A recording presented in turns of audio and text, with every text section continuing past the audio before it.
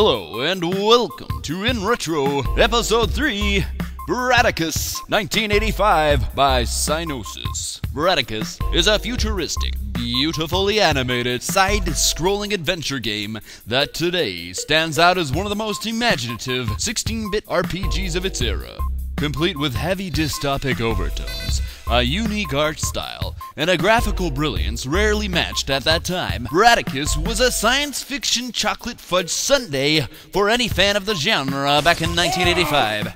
As for the average gamer, Brataccas was at the very least a peek into the future of video game artificial intelligence, as the game was one of the first to feature distinctly autonomous NPC inhabitants who would mill about through a massive virtual world even while completely off-screen to the player, adding a new dimension of realism never before seen, or not seen, in a video game at that time.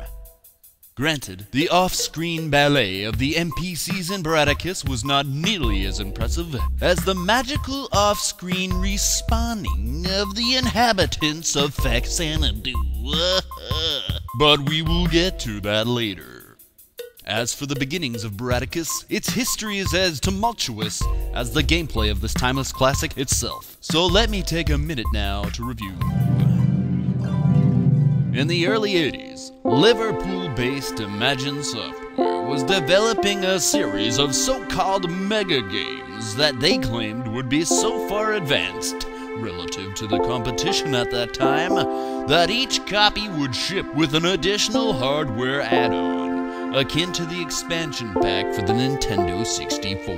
Which would boost the capabilities of a typical ZX Spectrum computer, enabling it to handle the complexity of these next-generation games.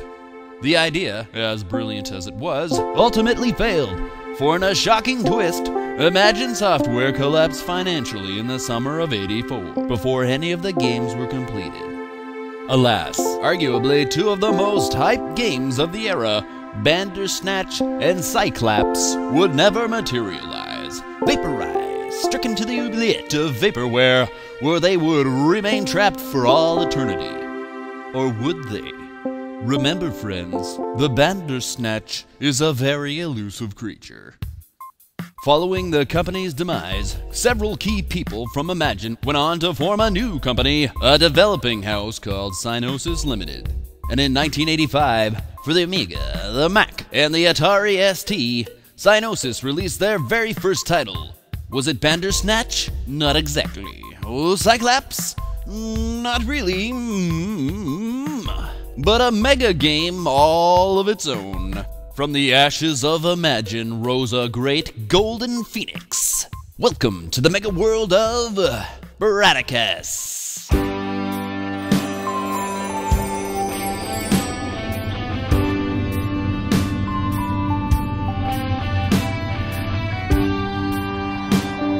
For the player, you control the protagonist Kine, a gifted genetic engineer of the non-Nazi variety.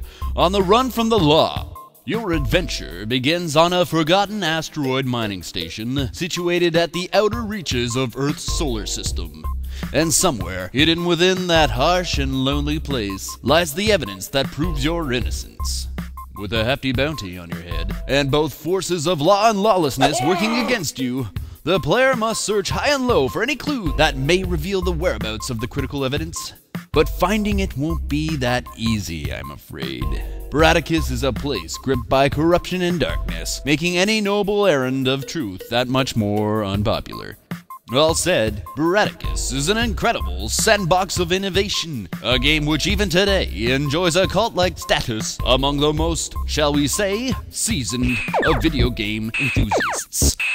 Stay tuned to watch the extended version of this episode, where Ben from nerdballoon.com takes a closer look at Brataccas.